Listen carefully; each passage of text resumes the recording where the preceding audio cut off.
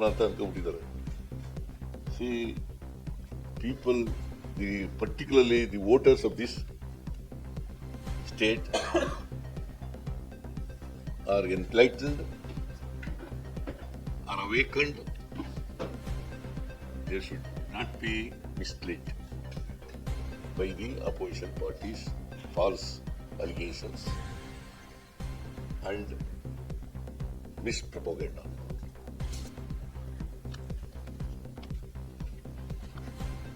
ನಾನು ಅದರಿಂದ ಈ 3 ಜನ ಗೆದ್ದಿರ್ತಕ್ಕಂಥ ಪಠಾಣ್ ಅವರಿಗೆ, ಯೋಗೇಶ್ವರ್ ಅವರಿಗೆ, ಮತ್ತೆ ಶ್ರೀಮತಿ ಅನ್ನಪೂರ್ಣ ಅವರಿಗೆ ನನ್ನ ಪರವಾಗಿ, ಸರ್ಕಾರದ ಪರವಾಗಿ, ಪಕ್ಷದ ಮುಖಂಡರ ಪರವಾಗಿ ಅಭಿನಂದನೆಗಳನ್ನು ಸಲ್ಲಿಸಲಿಕ್ಕೆ ಬಯಸ್ತೇನೆ. ತಾಳಪ್ಪ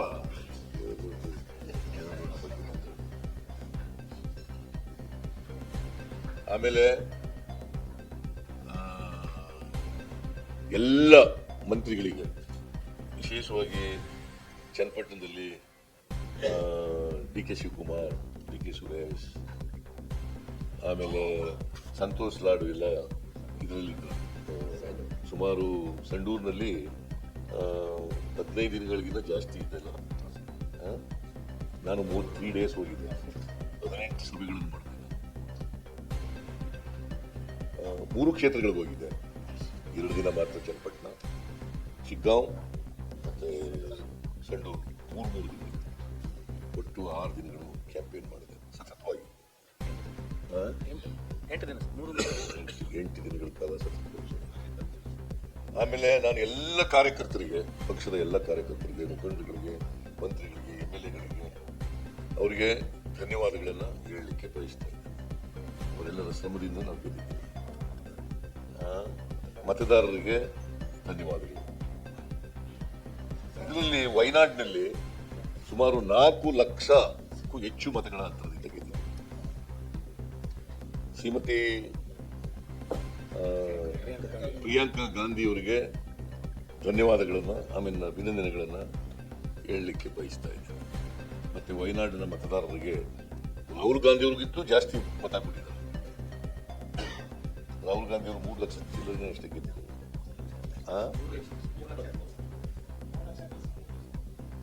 ಇವರು 4,10,000 ಗೆದ್ದಿದ್ದಾರೆ.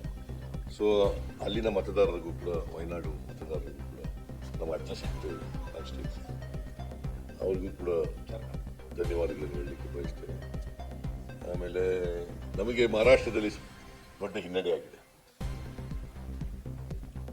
ನಾನು 1-2 ದಿನ ಹೋಗಿದ್ದೆ, 2 ಡೇಸು, 4 ಕಾನ್ಸ್ಟಿಟ್ಯೂನ್ಸಿಗಳಲ್ಲಿ ಮಾತ್ರ ಕ್ಯಾಂಪೇನ್ ಮಾಡಿದೆ. ನನಗೂ ಗೊತ್ತಿಲ್ಲ ಅದೇನು ಗೆದ್ದಿದ್ದೀವ ಯಾವ್ದಾದ್ರು. ನಾವು ಹೋಗಿದ್ದೇವೆ, ಪ್ರಚಾರ ಮಾಡಿದ್ದೀವಿ. ಏನು ಗೊತ್ತಿಲ್ಲ, ಕೇಳಿಲ್ಲ, ಸುಮ್ಮನೆ ಅಲ್ಲಿ ದೊಡ್ಡ ಹಿನ್ನಡೆ ಆಗಿದೆ. ಸೊ ಅದನ್ನ ಜಾರ್ಖಂಡ್ನಲ್ಲಿ ನಾವು ಅಧಿಕಾರ ಉಳಿಸ್ಕೊಂಡಿದ್ದೀವಿ. ಅಲ್ಲಿ CM ಪಾಪ ಜೈಲಿಗೆ ಹೋಗಿದ್ರು, ಇಡಿ ಕೇಸ್ನಲ್ಲಿ ಜೈಲಿಗೆ ಹೋಗಿದ್ರು. ಜನ ಮತ್ತೆ ಹೇಮಂತ್ ಸೊರೇನ್ ಅವರಿಗೆ ಆಶೀರ್ವಾದ ಮಾಡಿದ್ದಾರೆ. ಕಾಂಗ್ರೆಸ್ನವರು ಅಲ್ಲ, BJPಯವರು ಸುಳ್ಳು ಕೇಸ್ ಹಾಕಿದ್ರು ಅವ್ರ ಮೇಲೆ ಅಂತೇಳಿ ಜನ ಅವರಿಗೆ ಮತ್ತೆ ಆಶೀರ್ವಾದ. ಗ್ಯಾರಂಟಿ ಯೋಜನೆಗಳು ಕೈ ಹಿಡಿದಿರೋದ್ರಿಂದಲೇ ನಾವು ಗೆದ್ದಿದ್ದೀವಿ. ನಮ್ಮ ಅಭಿವೃದ್ಧಿ ಕೆಲಸಗಳಿಗೆ, ಗ್ಯಾರಂಟಿ ಯೋಜನೆಗಳಿಗೆ ಕೈ ಹಿಡಿದಿರೋದ್ರಿಂದಲೇ ಗೆದ್ದಿದ್ದೀವಿ.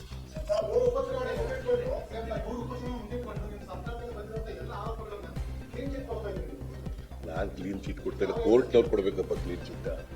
ಜನ ನೋಡಯ್ಯ, ಮಹಾತ್ಮ ಗಾಂಧೀಜಿಯವರು ಏನ್ ಹೇಳಿದ್ರು ಗೊತ್ತಾ? ನಮ್ಮ ನ್ಯಾಯಾಲಯಗಳಿಗಿಂತ ಜನತಾ ನ್ಯಾಯಾಲಯ ಇದೆಯಲ್ಲ, ಅದು ಶ್ರೇಷ್ಠ ಅಂತ ಹೇಳಿದ್ರು. ಗೊತ್ತಾಯ್ತಾ? ಈಗ ಜನತಾ ನ್ಯಾಯಾಲಯ ತೀರ್ಪು ಕೊಟ್ಟಿರೋದು.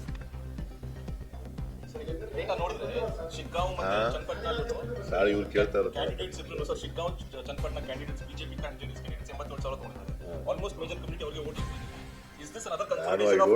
Major community.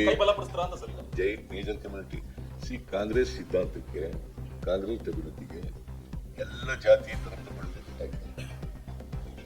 Siddharamaya's win on this because Ayala consolidation ಆಗಿದೆ ಅನ್ಸುತ್ತೆ. It is Congress party's win. It is not Siddaramaya. ನಾನು ಒಬ್ಬನೇ ಕ್ರೆಡಿಟ್ ತಗೊಳಕ್ ಹೋಗಲ್ಲ. ಇದು Congress parties win. It is A Congress ಸರ್ಕಾರದ ಗೆಲುವು.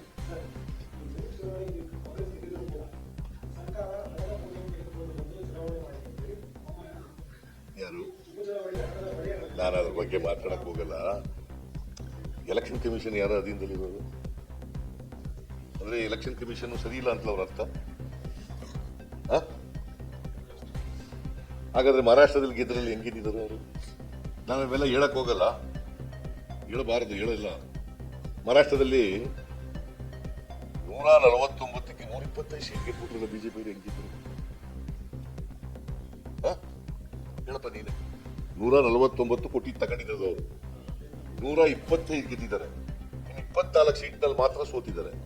ಎಷ್ಟು ಪರ್ಸೆಂಟ್ ಆಯ್ತಾಯ್ತು? ಮತ್ತೆ ಹೆಂಗ್ ಗೆದ್ಬಿಟ್ರು? ಬಸವರಾಜ ಬೊಮ್ಮಾಯಿ ಸೋತ್ಬಿಟ್ಟು ಮುಖ್ಯಮಂತ್ರಿ ಆಗಿದ್ದವರು, ಮಾಜಿ ಮುಖ್ಯಮಂತ್ರಿ ಆಗಿದ್ದವರು, ಅವ್ರ ಮಗ ಸೋತ್ಬಿಟ್ಟಿದ್ದಾರೆ. ಈಗ ಸೋತ್ಬಿಟ್ಟು ದುಡ್ಡು ಖರ್ಚು ಮಾಡ್ಬಿಟ್ರು ಕಾಂಗ್ರೆಸ್ನವರು, ಅದರಿಂದ ಗೆದ್ಬಿಟ್ರು ಅಂತಂದ್ರೆ ಅದು ನಂಬ್ಕೊಳ್ಳೋದ ಜನ? ಜನ ಬುದ್ಧಿವಂತರಿದ್ದಾರೆ. ಜನರನ್ನ ಮತದಾರರನ್ನ ದಡ್ಡರು ಮಾಡಕ್ಕಾಗಲ್ಲ ನಾವು.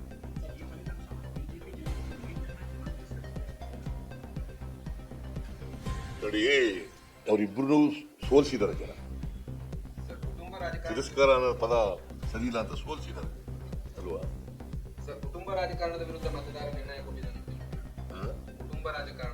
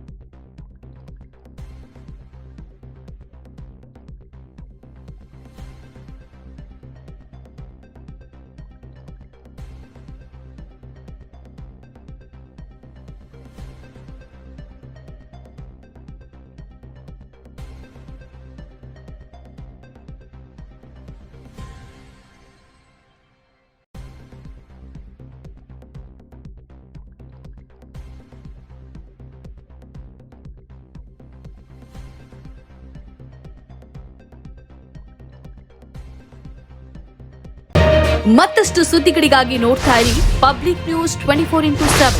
ಇದು ಸತ್ಯದ ಧ್ವನಿ.